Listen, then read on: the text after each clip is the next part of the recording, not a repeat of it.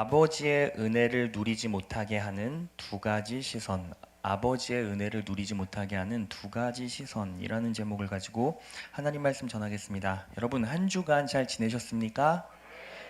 네, 우리 옆 사람과 이렇게 인사해 볼까요? 하나님께서 당신을 사랑하십니다.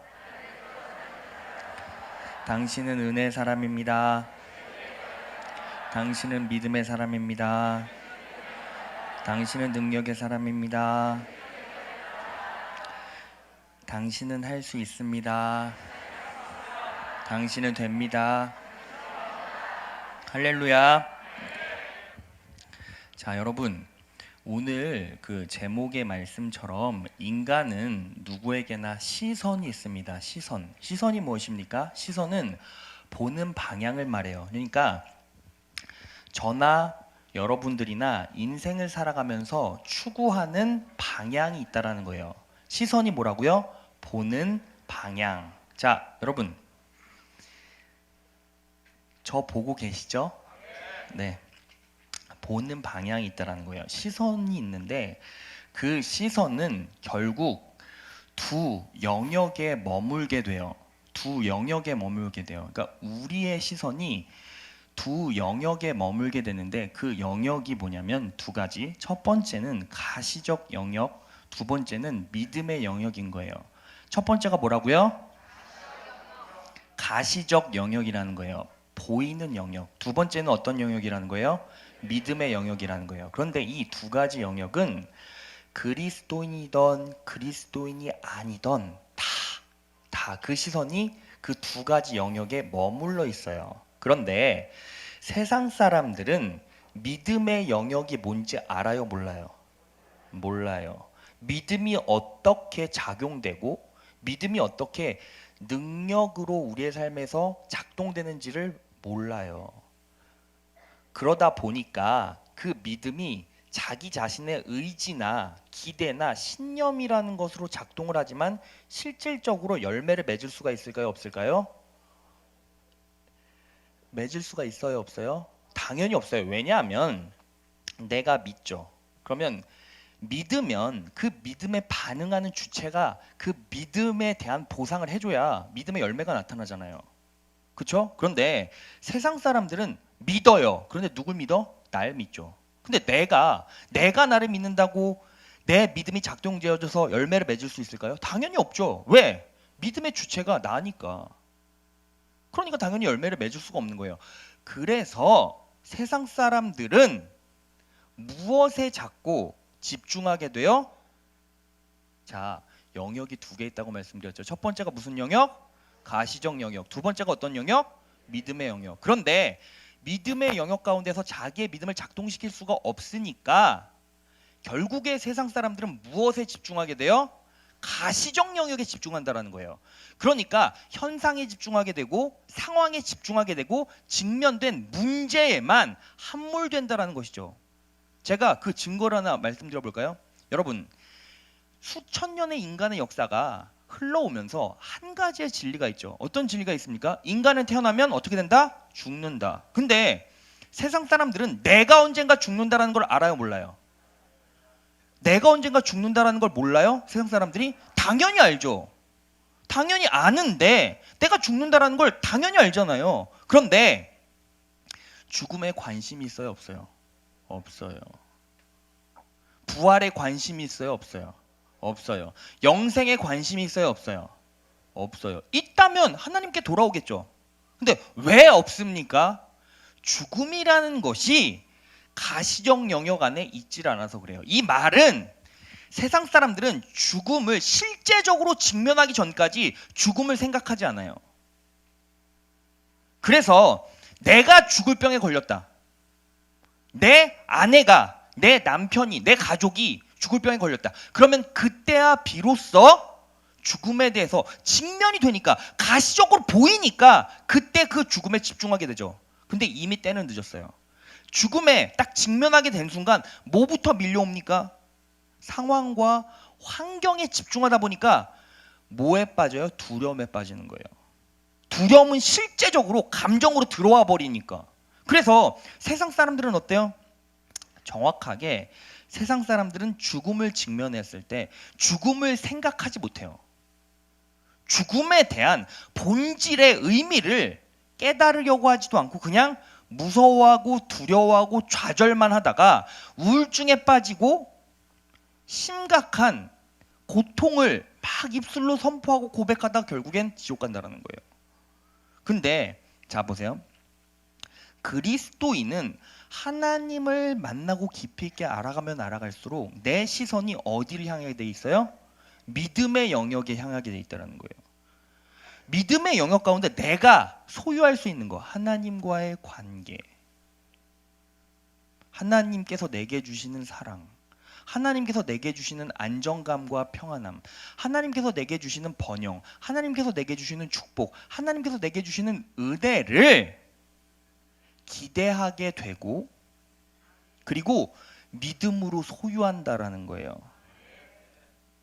그렇게 되다 보니까 믿음의 영역 가운데 살아가는 사람의 특징이 무엇입니까?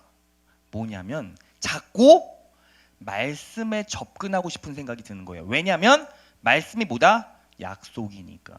그 약속을 믿으면 이루어지니까. 그러니까 믿음의 영역에서 살아가는 사람은 어때요? 누구나 자꾸 말씀을 붙잡고 싶고 예배에 집중하고 싶고 말씀의 진리가 들리는 그곳에서 내 영혼을 펼쳐내고 작동시키기를 원하는 거예요. 분명히 인식을 하셔야 돼요. 그리고 믿음의 영역에서 하나님의 은혜, 하나님의 약속을 바라보고 사는 사람들은 어떻습니까? 한 가지 진리를 깨닫게 돼요. 그게 뭐냐면 내가 이미 모든 것들을 소유하고 있다라는 걸 알아요. 자, 하나님께서 우리에게 모든 걸 다 주셨어요. 믿으십니까? 뭘 주셨죠? 첫 번째는 죽음에서 사망 가운데서 이미 나는 승리자로 서 있다라는 거예요. 죽음을 극복하고 죽음 가운데서 나는 이미 승리자다라는 사실을 아는 것이 아니라 믿음으로 소유해요. 믿음으로 소유합니다. 그래서 내가 진짜 믿음의 영역 가운데 하나님과 관계하고 있는 사람들은 내가 그걸 그냥 지식으로 가지고 있는 게 아니라 믿음으로 소유하고 있기 때문에 그게 실제적으로 내 삶의 능력이 된다는 거예요. 고린도전서 15장 55, 57절. 자, 55절 다 같이 읽겠습니다. 시작.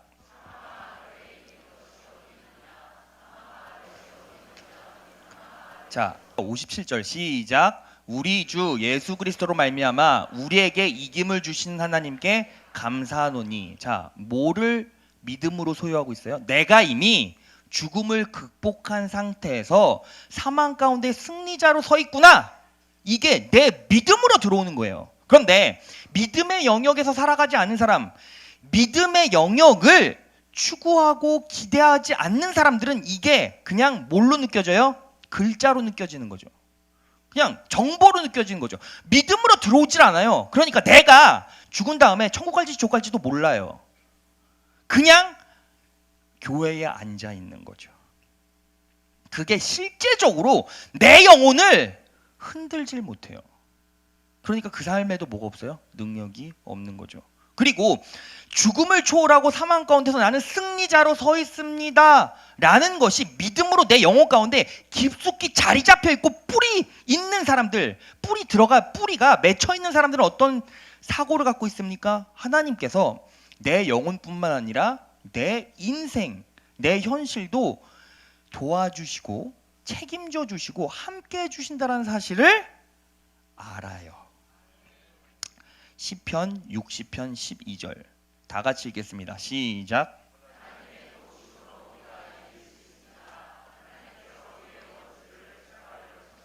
자, 그런데 여기에서부터 문제가 제기돼요. 자, 내가 예수 그리스도를 믿는 믿음으로 살아가면 구원받아요. 믿으십니까?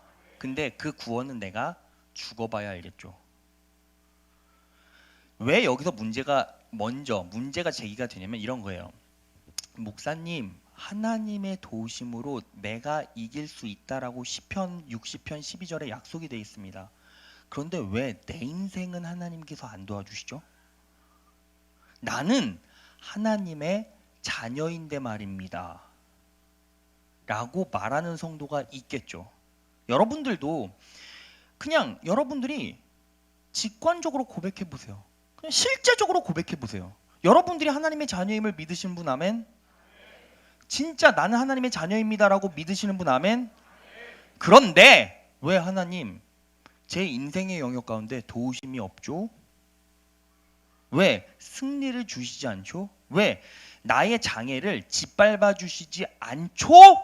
라고 말하는 성도, 청년 너무나 많다라는 거예요. 그 이유가 뭘까요?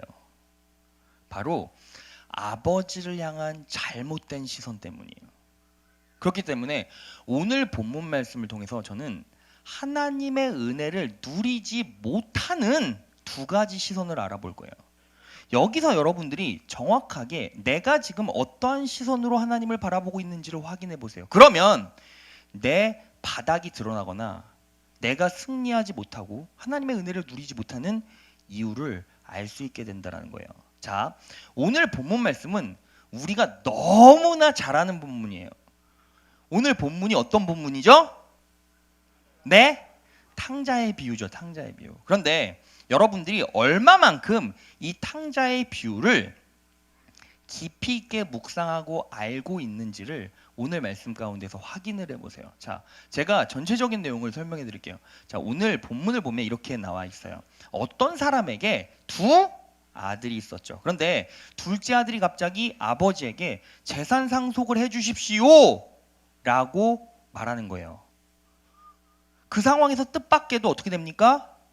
아버지가 재산 상속을 해줘요. 그러면 여러분, 왜 자식이 아버지에게 재산 상속을 해달라고 했을까요? 왜 자식이 아버지에게 저 재산 상속해 주세요 라고 아버지에게 부탁했냐라는 거예요. 자, 그 이유가 오늘 본문 말씀 누가복음 15장 13절에 나와 있습니다. 제가 읽겠습니다. 그 후 며칠이 못 되어 둘째 아들이 다 재산을 모아가지고 먼 나라에 가서 거기서 우리 다 같이 읽겠습니다. 시작. 허랑방탕하여 그 재산을 허비하더니, 자, 여기서 허랑방탕이라는 말이 헬라어로 무절제한, 질서가 없는, 방탕한이란 뜻이에요. 우리가 여기서 기억해놔야 될 거, 허랑방탕은 질서가 없는, 무질서한이란 뜻이에요. 자, 보세요. 아버지 밑에 있으면 무슨 질서에 따라야 돼요? 아버지의 통치에 따라야죠. 아버지의 질서에 따라야 되는 거예요. 그런데 이 아들은 아버지의 질서를 따르고 싶지 않았어요. 무질서한 삶을 살고 싶었어요. 아버지의 질서에 자유롭고 싶었던 거예요. 그래서 재산 받아다가 어디 간 거예요? 먼 나라에 간 거예요. 가까운 나라도 아니고. 여러분, 여기서 인간의 죄의 본성이 그대로 드러나요. 인간은 아버지 밑에서 아버지 질서대로 살아가고 있는데 그 질서를 쫓길 바래요? 쫓지 않길 바래요? 쫓지 않길 바래요. 아담과 하와가 왜 선악과를 따서 먹었죠? 하나님처럼 되고 싶어서. 하나님처럼 되고 싶다라는 게 결국 뭡니까? 내가 질서가 되고 싶은 거예요. 여러분 보세요.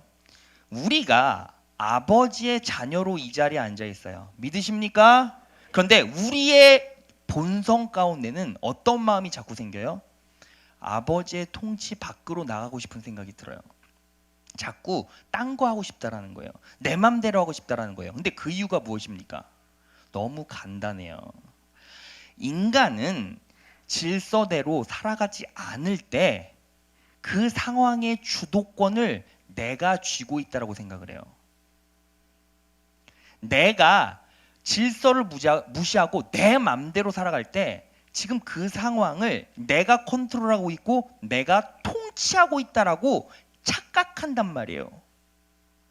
그게 인간의 본성이라는 거죠. 그래서 하나님의 자녀된 우리도 결국 어떻게 됩니까? 신앙생활 하다 보면 내 믿음이 꺾이거나 내 환경 가운데 내 영혼이, 내 영적 시선이 가시적인 영역에 자꾸 머물기를 원하면 그때부터 어떻게 됩니까? 내 맘대로 살아가길 바라는 거예요. 자꾸 그래서 삐져나가길 원하죠. 인간의 본성이 그렇다라는 거예요. 그래서 우리는 항상 첫째도 둘째도 셋째도 하나님 붙잡고 살아가고 하나님의 통치 안에서 하나님의 질서 안에서 살아가는 게 우리의 삶에서 능력이 있다는 걸 인식하면서 살아야 돼요. 믿으십니까? 자, 그 이유가 정확하게 나와 있죠. 보세요. 둘째 아들이 먼 나라에 가서 허랑방탕하게 살죠. 그래서 어떻게 됩니까? 재산을 허비하죠. 그 다음에 어떻게 됩니까? 누가복음 15장 14에서 16절. 자, 우리 다 같이 읽어볼까요? 시작. 그가 모든 것을 탕진했을 때에 그 지방에 크게 흉년이 들어서 그는 아주 궁핍하게 되었다. 그래서 그는 그 지방의 주민 가운데 한 사람을 찾아가서 몸을 의탁하였다. 그 사람은 그를 들로 보내서 돼지를 치게 하였다. 그는 돼지가 먹는 쥐업 열매라도 좀 먹고 배를 채우고 싶은 심정이었거나 그에게 먹을 것을 주는 사람이 없었다. 자, 보세요. 둘째가 재산을 받아다가 먼 나라에 갔죠. 그리고 허랑방탕하게 소비했어요. 그래서 어떻게 됐습니까? 탕진되었죠. 탕진되었고, 자, 14절을 보면 탕진되었고, 그리고 궁핍하게 되었어요. 그렇죠? 그리고 15절 몸을 의탁하였고, 16절 먹을 것을 주는 사람이 없었다라는 거예요. 그런데 여기서 몸을 의탁하였다라는 이 의탁이란 말, 의탁하다라는 말이 개역 한글 성경에 보면 붙여사니라는 말이고 헬라어는 콜라오라는 뜻이에요. 그래서 연합하다, 성관계하다라는 뜻을 가지고 있어요. 여러분 혹시 콜라보라는 얘기 들어보신 적 있습니까? 들어보신 분 아멘.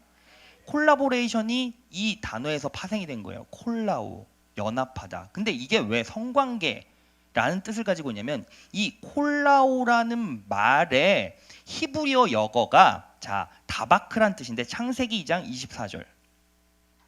다 같이 읽겠습니다. 시작.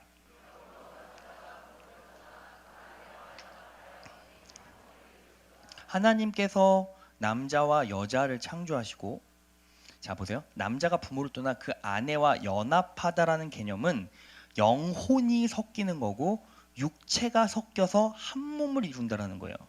근데 이 연합하다라는 말의 헬라어 역어가 콜라오예요. 그러니까 자 다시 누가복음 15장 13절 바로 전구절로 14절 전구절로 돌아와서 이 둘째가 몸을 그 지방 주민 가운데 한 사람을 찾아가서 의탁하였다라는 말은 뭐냐면 내 영혼과 육체를요 팔았다라는 거예요.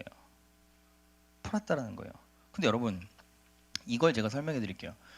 여러분 자 둘째가 아버지의 통치에서 떠나가기 전에 몸과 마음을 누구에게 의탁했겠습니까? 아버지에게 의탁했죠. 그래서 굶주렸습니까? 배불렀습니까? 배불렀어요. 근데 딱 먼 나라에 가서 허랑방탕하게 무질서하게 아버지의 질서 밖으로 나가서 살기 시작한 그 순간부터 전부 다 탕진하고 그리고 몸과 영혼을 그 먼 나라에서 그냥 알지도 못하는 어떤 사람에게 의탁했다라는 거예요. 연합했다라는 거예요.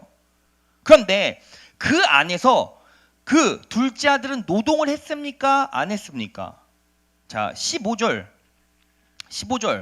다 같이 읽겠습니다. 시작.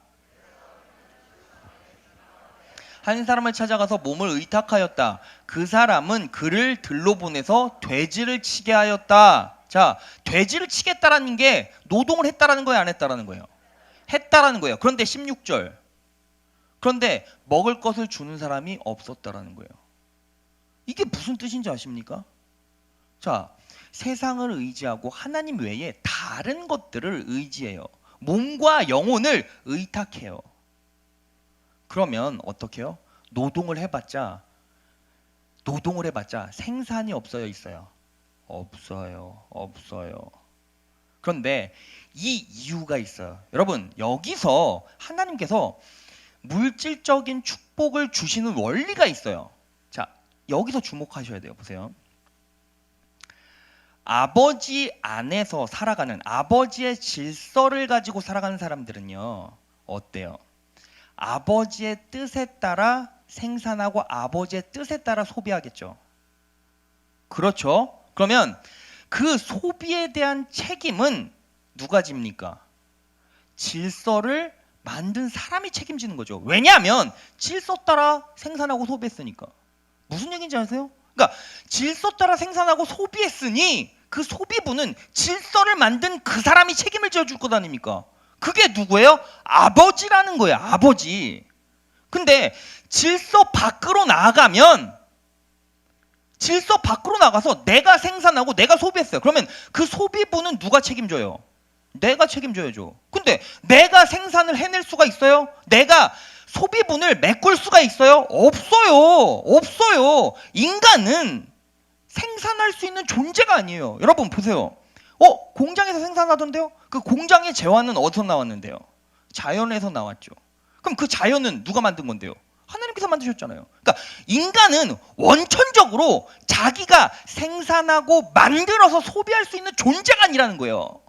노동을 해도 그 생산의 주체는 누구에게 있어요? 하나님께 있다라는 거예요.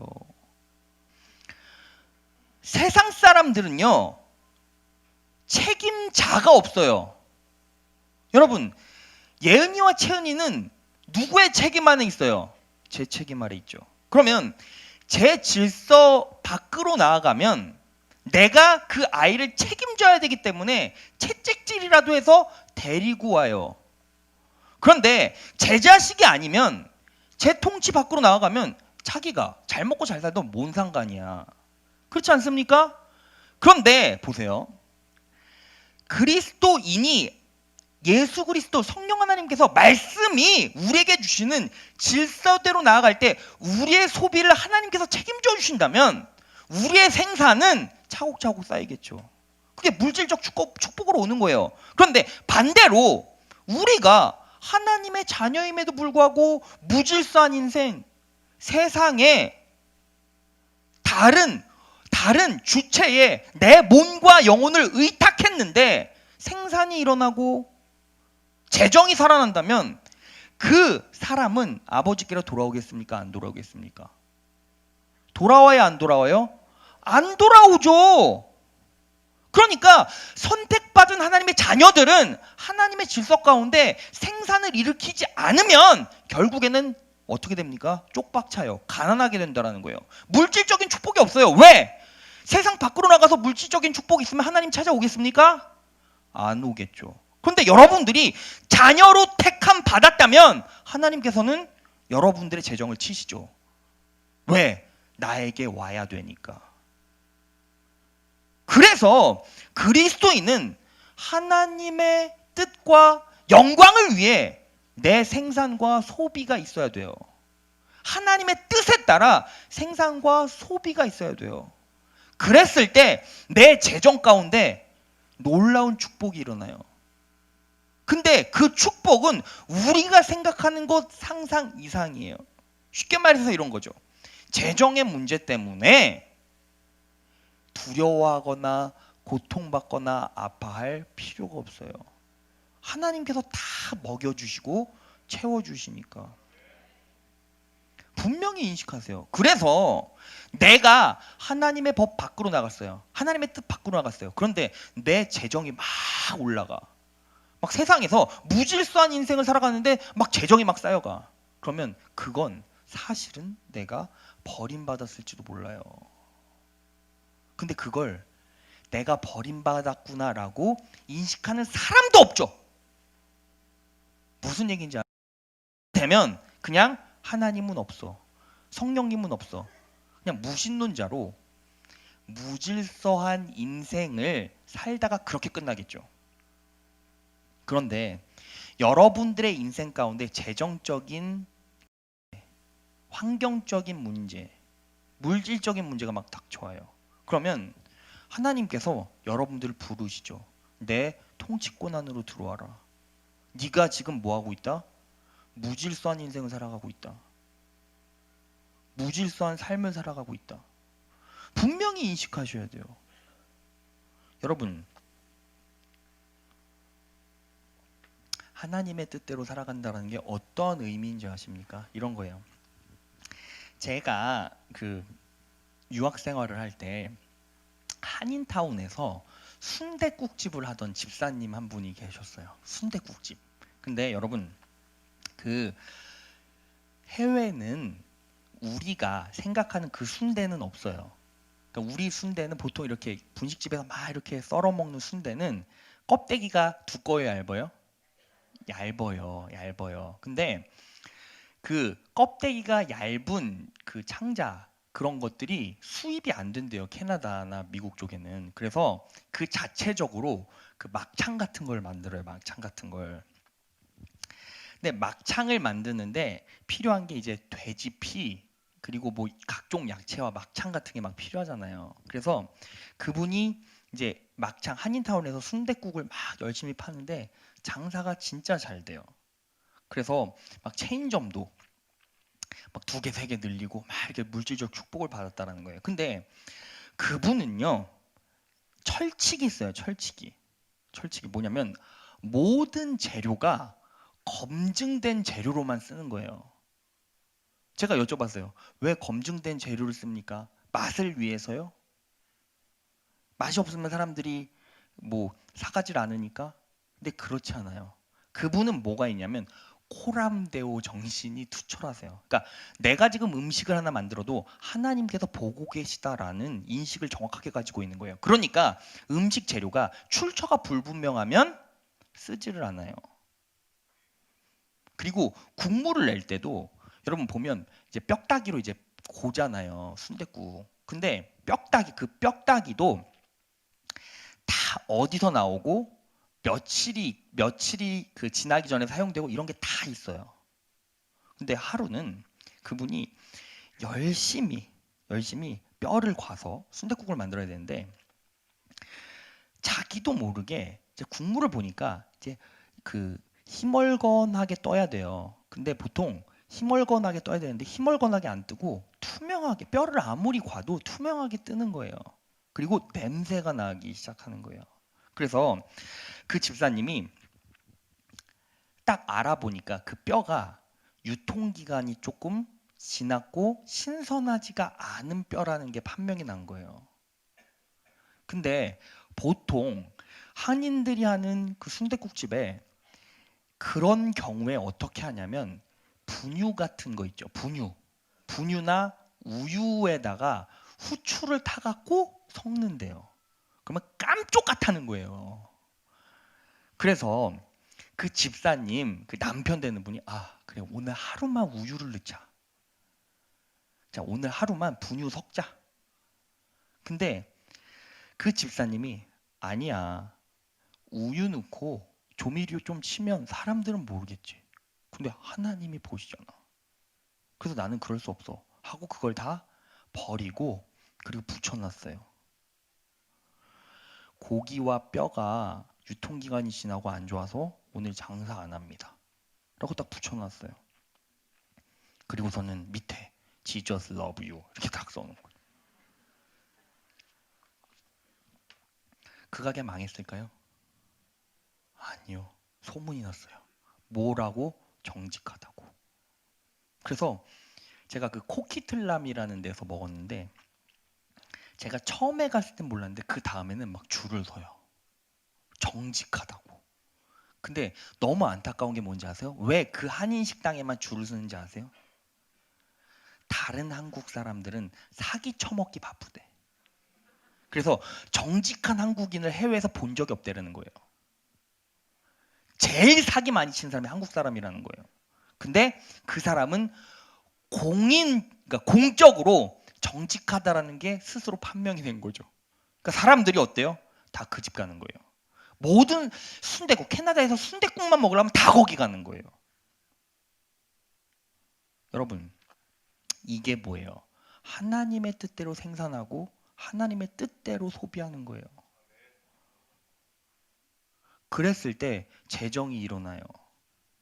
보세요. 여러분, 당장 먹는 건 뭐가 좋다? 당장 먹기는 꽃감이 좋다. 근데 많이 먹으면 어떻게 돼요? 변비 일어나고 응아가 안 나와요. 여러분 분명히 기억하셔야 돼요. 당장 눈에 보이는 것은요, 세상적인 것들이 많죠. 근데 세상의 통치를 받고 살아가면 결국 어떻게 됩니까? 패망해요. 쪽박 찬다라는 거예요. 그런데 구원받지 못한 사람들은 돈 잘 벌고 사기친 사람들이 저기 몰디브 가서 뭐를 막 뭘 마셔? 몰디브 가서 뭐 한 잔 마실 수 있죠. 생각도 안 나네. 근데 여러분 그리스도인들은요, 하나님께 부름받고 붙잡힘 받은 사람들은요, 하나님의 뜻대로 살지 않으면 결국 패망하고 말아요. 자, 둘째 뭐예요? 둘째 뭐다? 아들이다. 둘째 뭐다? 아들이다. 그러니까 이 고난을 당하는 거예요. 근데 여기에 또 놀라운 영적 진리가 하나 있어요. 뭐냐면 둘째 아들이 아까 몸을 의탁했다라는 게 콜라오, 몸과 영혼을 팔았다, 몸과 영혼을 섞었다. 이게 결국 뭐예요? 영적인 뭐예요? 간음이잖아요. 영적인 간음. 근데 그 영적인 간음이 어디에서부터 나왔을까요? 자, 오늘 본 말씀 누가복음 15장 30절. 다 같이 읽겠습니다. 시작.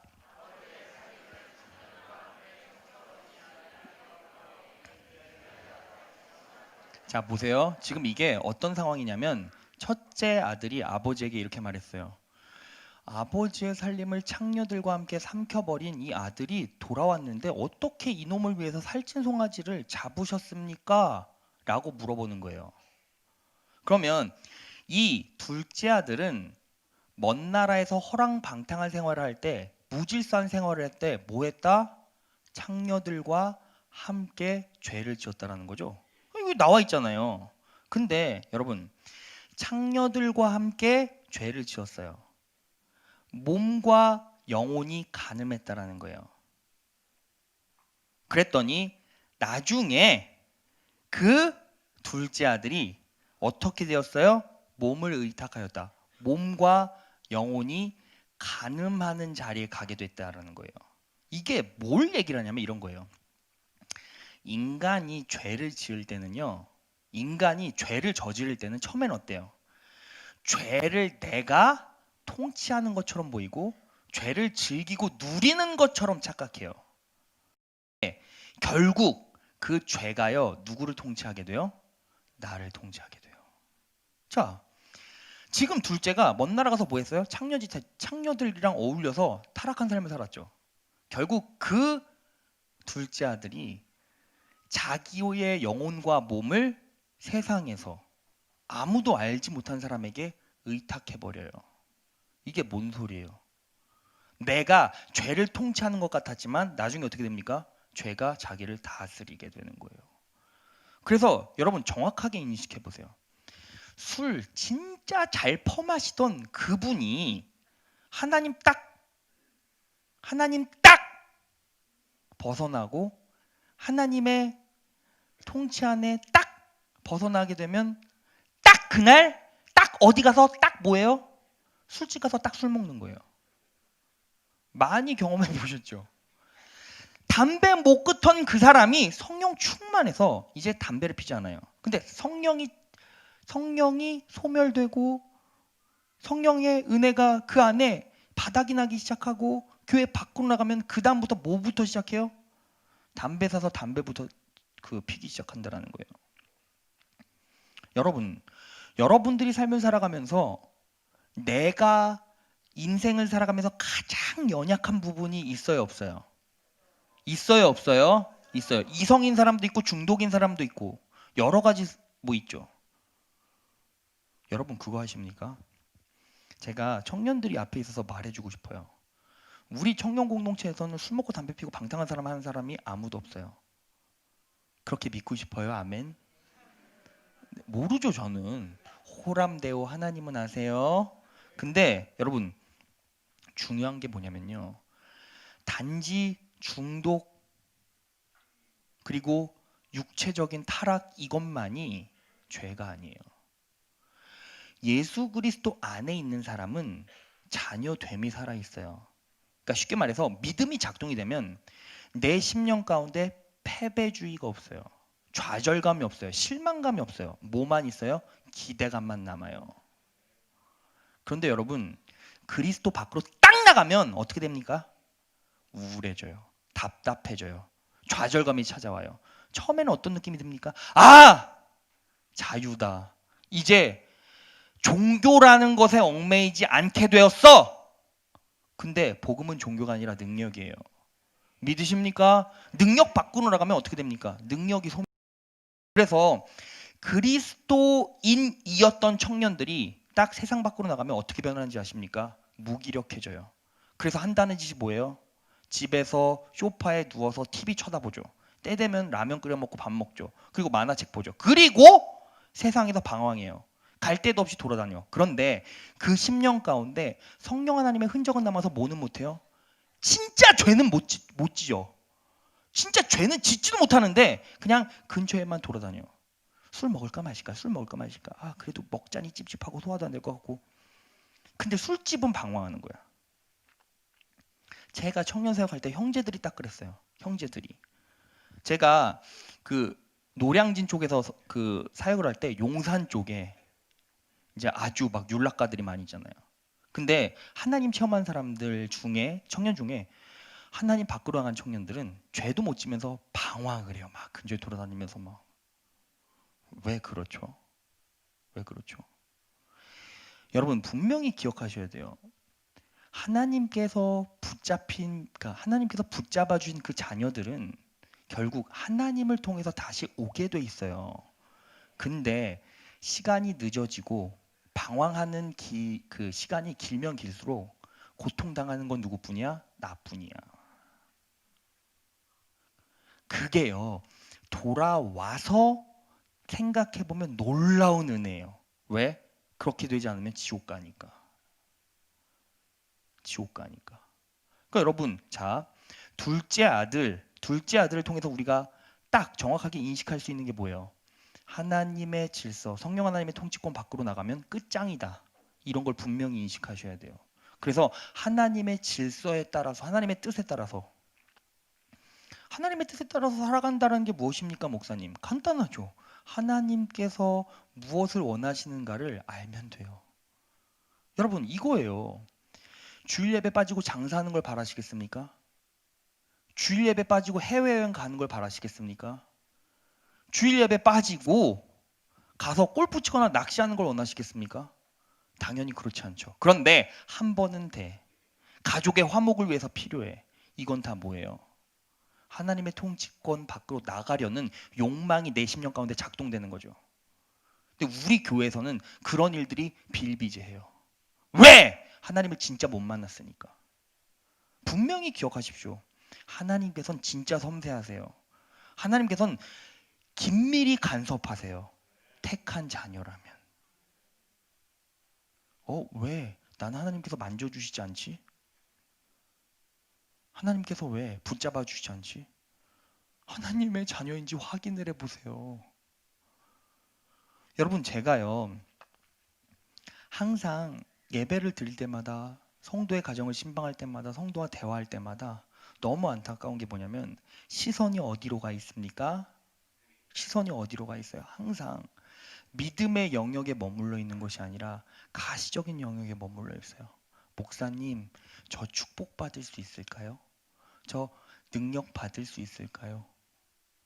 여러분, 내가 진짜 자녀됨이 됐다라는 것은 믿음으로 다 소유할 수 있어요. 여러분, 믿음이 없음을 자각하고 하나님께 구해야 되는 거지. 믿음의 영역 가운데 들어가면 내가 이미 다 소유하고 있다라는 걸 깨달을 수 있어요. 믿으십니까?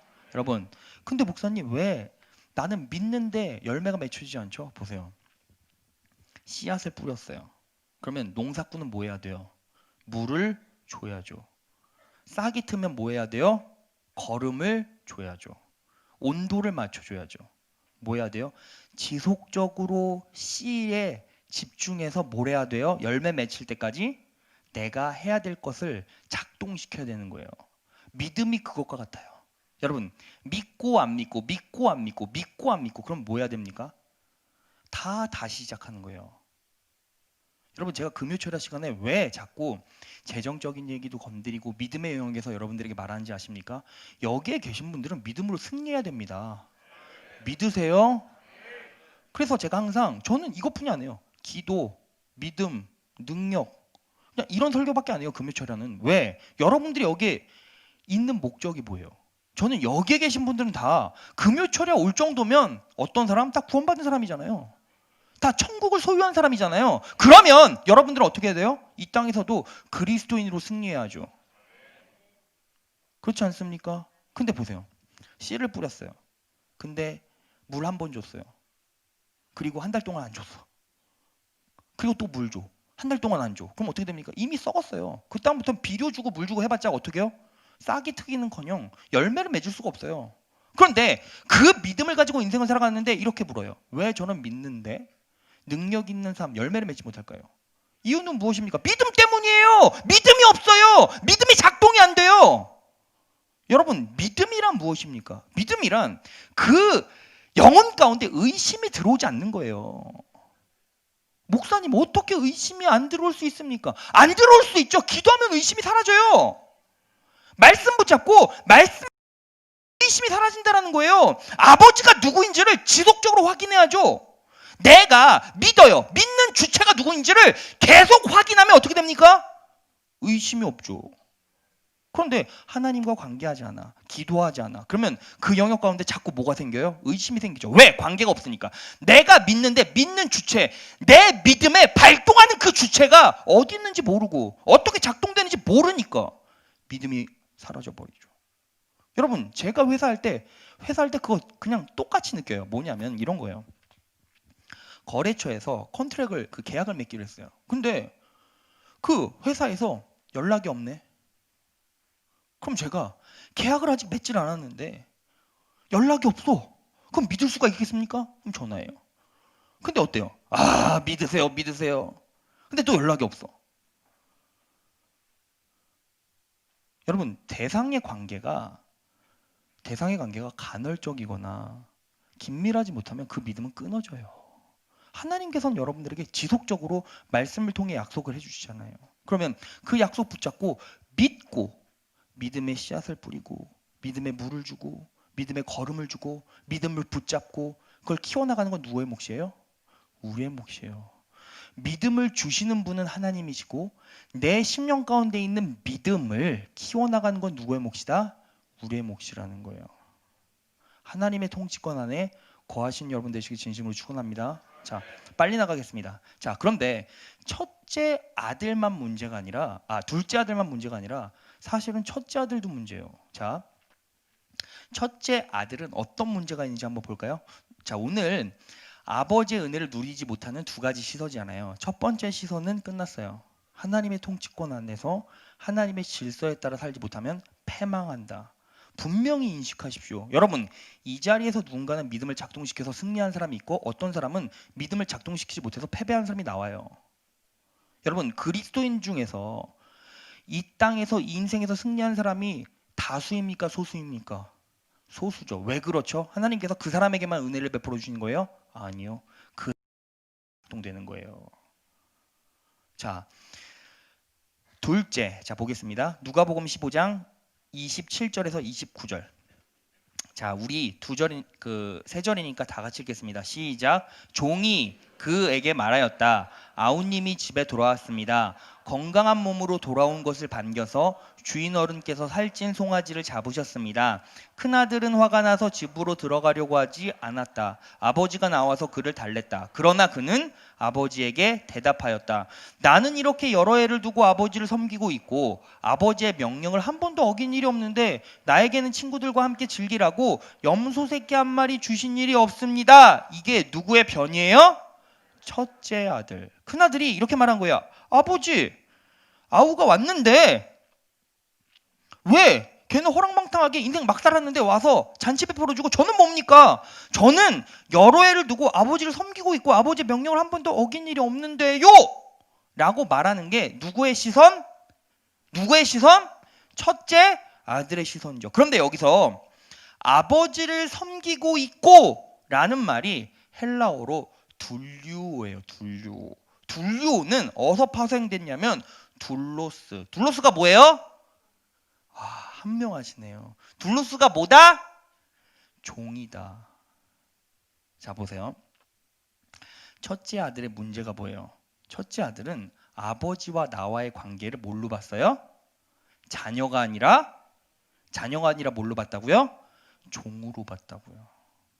여러분, 종은 끌려가는 존재예요. 그런데 자녀는 어떤 존재입니까?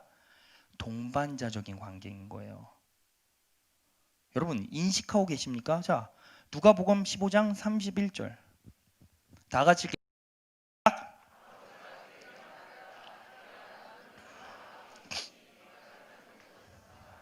자, 보세요. 아버지가 첫째에게 말하였다. 얘야, 너는 늘 나와 함께 있으니 이게 무슨 관계예요?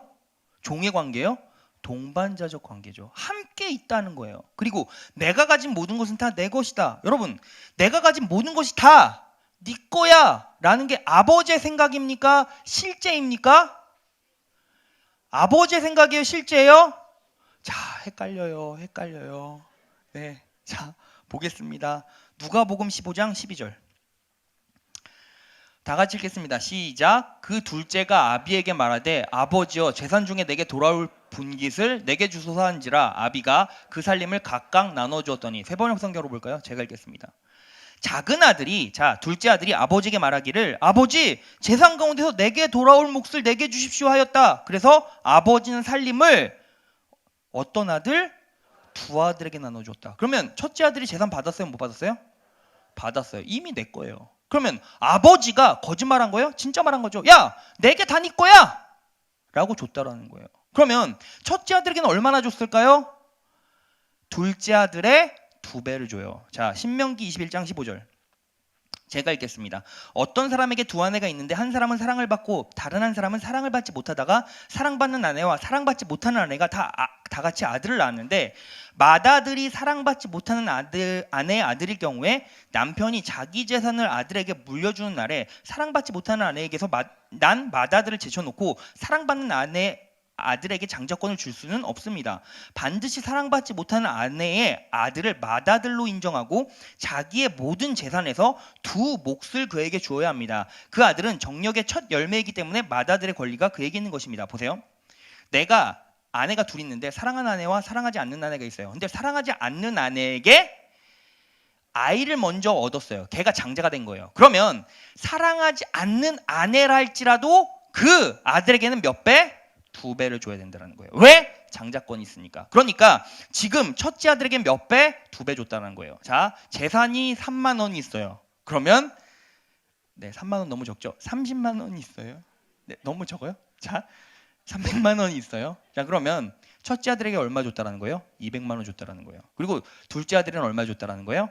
100만 원 줬다라는 거예요. 그러면 아버지가 첫째 아들에게 이미 다 줬죠. 그리고 아버지도 시선이 어디에 있어요? 너와 나는 함께야. 동반자적인 시선이죠. 그런데 아들만 어떤 사고를 가지고 있어요? 종이다라고 생각한 거예요. 종이다는 뭐예요? 종의 특징이 뭐예요? 수동적이라는 거예요. 끌려간다라는 거예요. 여러분, 이 시대를 살아가는 그리스도인들의 가장 큰 문제가 뭐예요? 수동적이에요. 믿음을 소유할 수 있는 방법을 몰라요. 믿음을 소유할 수 있는 방법은 뭐예요? 내가 믿는 것들을 내 영혼 가운데 끌어다 놓는 거예요. 여러분, 하나님의 자녀 됐다라는 것은요, 내가 이미 그분과 같은 방향을 바라보고 있고 그분이 내게 주실 은혜를 상속받았다라는 거예요. 자, 보세요. 지금 이 아버지가 아들에게 재산을 줬다는 게 뭘 의미하는 건지 아십니까? 자, 마지막이에요. 히브리서 9장 16에서 17절. 다 같이 읽겠습니다. 시작. 유언은 유언한 자가 죽어야 되나니 유언은 그 사람이 죽은 후에야 유효한즉 즉 유언한 자가 살아있는 동안에는 효력이 없느니라. 자 보세요. 유언은 유언한 자가 죽어야 되는 거예요. 유언은 그 사람이 죽은 후에야 유효한즉. 보세요. 재산을 줬어요, 안 줬어요? 재산을 줬어요, 안 줬어요? 줬어요. 재산은 언제 줘요? 상속권은 죽은 후에 주는 거예요. 죽은 후에 그 유언이 유효하고 작동이 되는 거예요. 그런데 이미 재산을 줬다는 건 내가 살았다 죽었다? 아버지가 살았다 죽었다?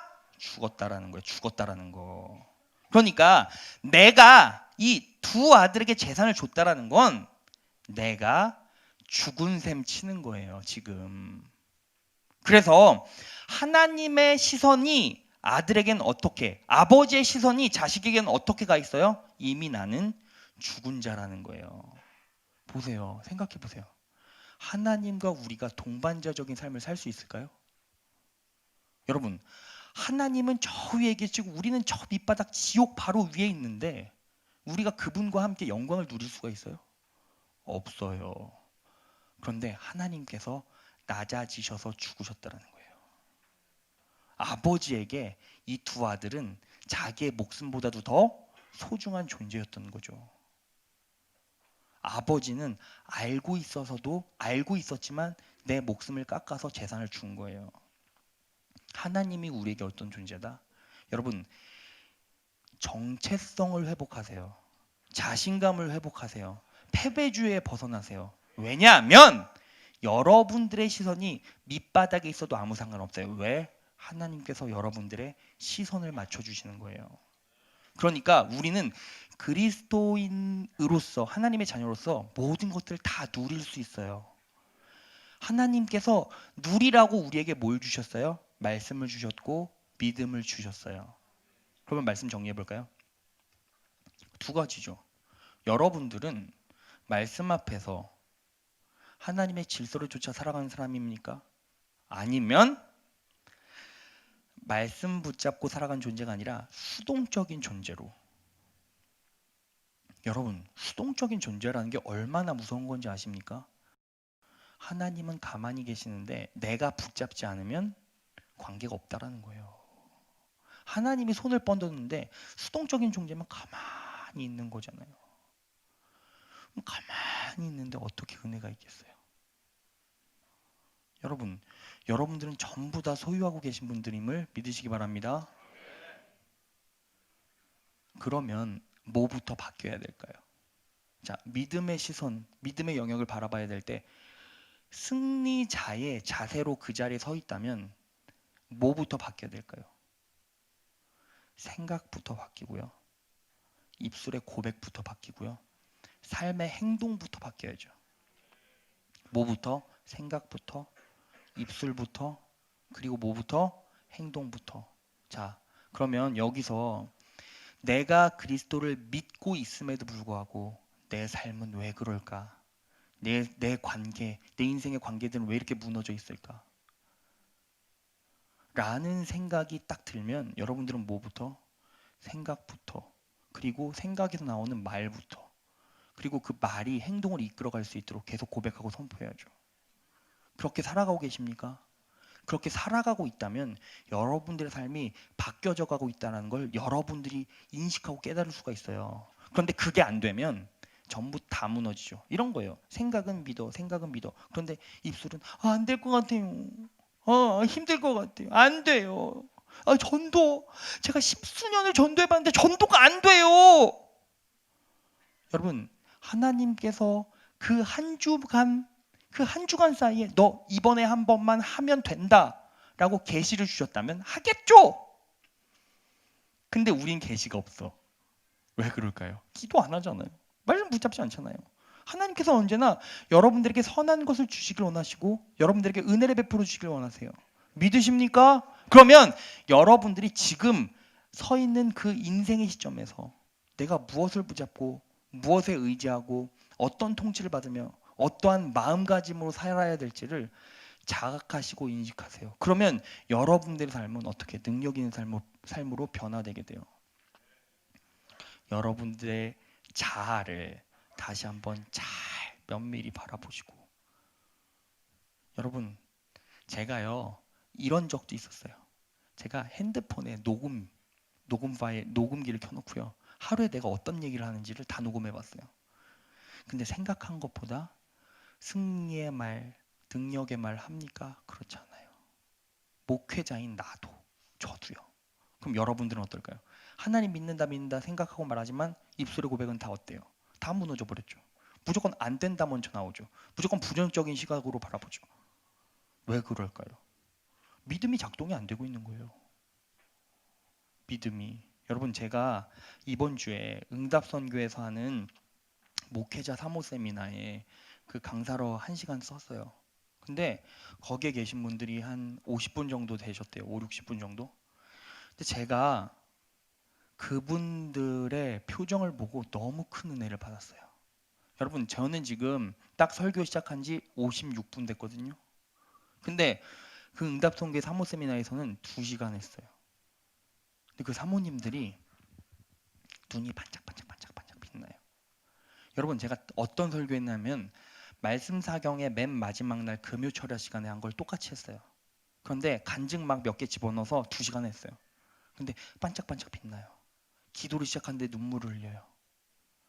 그리고 기뻐해요. 그 안에서 막 회복이 일어나요. 그러면서 막 팔짝팔짝 뛰는 분도 계시고요. 기도하면서 막 진짜로 막 성령 체험을 하신 분들이 막 눈에 보여요. 그런 고백을 말씀 끝나고 제가 귀로 들었어요. 제 몸에 갑자기 막 뜨거움 같은 것도 느껴지면서 막. 여러분, 제가 신비적으로 가자는 게 아니에요. 뭐냐면 그분들은 그만큼 절박한 거예요. 왜? 개척교회를 섬기고 있으니까. 여러분, 개척교회 사모님들 기도 제목이 뭔지 아세요? 다음 달 월세 채워주세요. 이게 기도 제목이에요. 그러니까 얼마나 절박하겠어요. 여러분들은 그런 절박함이 있으십니까? 이 자리에 나와서 지금 10시가 되는 이 시간까지 말씀드릴 정도라면 여러분들에게도 해결해야 할 절박함이 있지 않습니까? 그게 환경의 문제가 됐던 영혼의 문제가 됐던 여러분들은 예수 그리스도로 말미암아 뜨겁습니까? 예수 그리스도의 십자가의 은혜가 내 거라고 실제로 인식하고 이해하고 느껴지고 계십니까? 절박함이 있냐라는 거예요. 하나님은 어떤 하나님? 질서의 하나님이죠. 제가 하나님의 자리에 서 있더라도 질서의 하나님이시기 때문에 절박한 순서대로 응답하실 것 같아요. 그럼 여러분들은 몇 번째로 응답받으실 겁니까? 여러분, 메시지 다 마쳤어요. 이제 기도할 거예요. 근데 여러분들의 입술의 고백이 얼마나 절실하십니까? 그냥 기도 1분, 2분, 5분, 10분 하고 기도 끝났는데 나가. 그런데 어떤 생각이 들어? 안 될 것 같아. 힘들 것 같아. 그러면 이미 그 사람의 입술의 고백은 다 끝난 거예요, 여러분. 여러분들의 기도 응답은 여러분들이 가장 잘 아세요. 어떻게 기도하십니까? 자, 저기 청년들이 있어요. 제가 제일 답답한 게 이런 부분이에요. 청년의 시대는요, 돌도 막 씹어먹고요. 그리고 막 홍해도 사실 홍해 같은 것도 막 바가지로 막 퍼서 막 갈라야 돼요. 그런 시기란 말이죠. 그런데 이 시대를 살아가는 청년들을 바라보면 뭐가 없어요? 열정이 없어요. 뜨거움이 없어요. 왜일까요? 절실함이 없죠. 그냥 본인 스스로가 이렇게 인정해요. 1년, 2년을 살아도 살아보니 안 될 거라는 걸 이미 알고 있어. 그런데 그 믿음 갖고 뭐가 되겠습니까? 여러분, 비단 청년만 그렇습니까? 아니요. 아니요. 여러분이나 저나 마찬가지죠. 그래서 지금 기도하려고 이 자리에 있는 거예요. 자, 다 눈을 감읍시다.